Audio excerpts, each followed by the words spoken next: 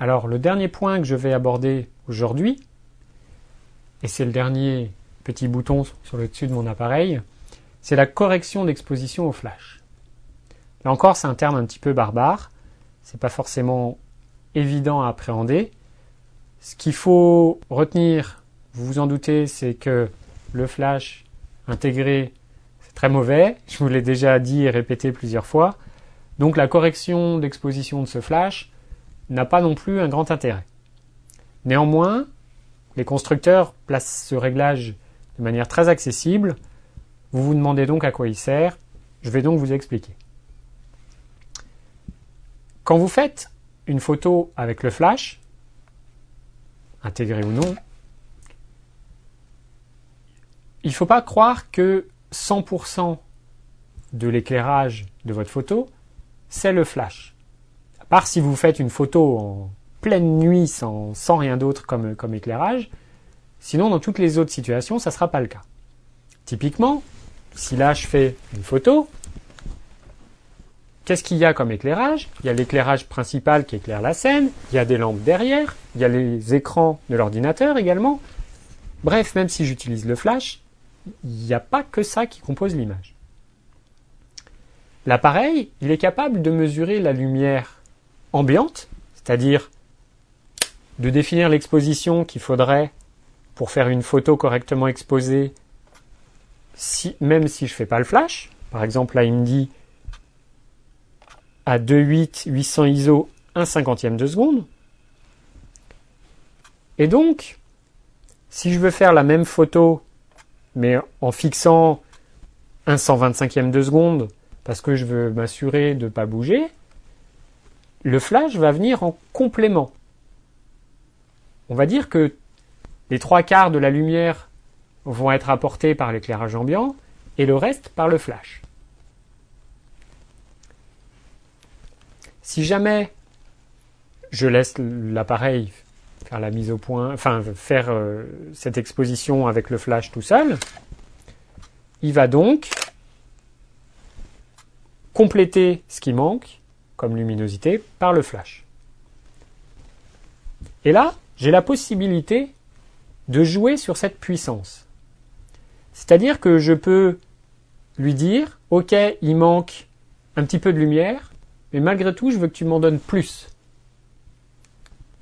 Ou, à l'inverse, et c'est le cas, en tout cas à mes yeux, qui me semble le plus utile, c'est, certes, il manque de la lumière, et tu vas l'apporter par le flash, mais je veux pas que tu m'apportes tout ce qui manque par le flash. Je préfère que ma photo, elle soit un petit peu trop sombre, un petit peu sous-exposée, mais que l'apport du flash soit moins visible. Parce que je vous ai dit, la lumière du flash est une petite zone. Ça éclaire de manière très violente, très directive, dans l'axe de l'objectif. Donc c'est une lumière qui n'est pas très agréable, qui peut très vite rendre très très moche, on va dire. Et du coup, des fois je préfère un compromis, avoir cette photo plus sombre, mais que l'éclair du flash soit moins visible. Je reprends toujours mon exemple de portrait à contre-jour. Si je me mets en mode tout automatique, là je vais vous prendre vous en contre-jour, et si je laisse l'automatisme faire, je suis en mode vert, là il ne le détecte pas. Il ne détecte pas le contre-jour, c'est-à-dire qu'il va me proposer 6,3 en ouverture et 1/160 de seconde. Si je fais la photo, le caméscope est noir sans aucun détail. Si par contre j'utilise le flash, il faut que je me mette en mode P pour pouvoir, voilà. Il va me proposer 5,6, 1/250. Si je fais ça, l'apport du flash est assez massif et du coup, en effet, je récupère du détail et on peut voir le caméscope de manière très nette parce qu'il est entièrement éclairé par le flash. Par contre, si c'était, je reviens au cas de mon portrait, ça veut dire que mon portrait serait finalement intégralement éclairé par le flash. Et comme j'ai horreur des portraits éclairés avec cette petite boîte bleutée là qui éclaire pas forcément la même température de couleur que mon éclairage, le flash c'est lumière dite lumière du jour, donc ça éclaire comme le soleil en extérieur. Et là mon éclairage c'est une lampe halogène. C'est-à-dire que c'est pas du tout la même balance des blancs. Et c'est pas du tout la même température de couleur. Donc si je fais une photo comme ça à contre-jour, tout va être éclairé par ma lampe halogène, que j'aime beaucoup, le rendu est très chaud. Et par contre le flash va éclairer de manière très très bleue. Donc je vais minimiser l'apport du flash. Et pour ça, j'y arrive enfin, j'utilise le correcteur d'exposition du flash. En appuyant sur ce petit bouton, avec la molette ici derrière, je vais pouvoir dire -1 ou -2 IL, exactement comme on avait la correction d'exposition classique tout à l'heure. Là, je vais le faire pour mon flash. Ça veut dire que si je mets -2, ce que je viens de faire, et que je refais la même photo, le flash va être 4 fois moins puissant, afin de s'assurer d'être moins présent dans l'image. Ça, c'est pour la théorie. En pratique, -2, c'est jamais suffisant, en tout cas à mon goût.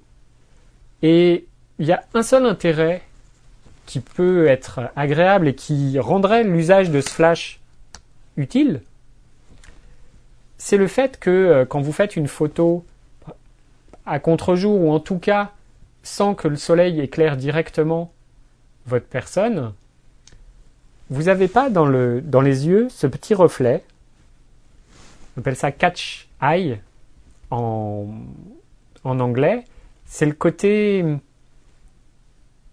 quand vous regardez une image, vous regardez les yeux et vous êtes attiré par les yeux grâce à ce petit reflet. C'est le reflet de ce qui éclaire la personne.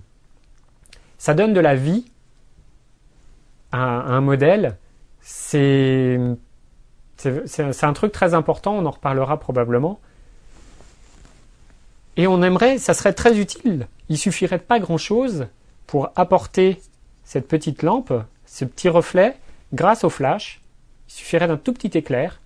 Mais malheureusement, comme on est bloqué, en tout cas chez Canon, à -2 IL, c'est encore trop fort. Le flash éclaire encore trop. Et du coup, apporte sa lumière et non pas juste ce côté petit reflet.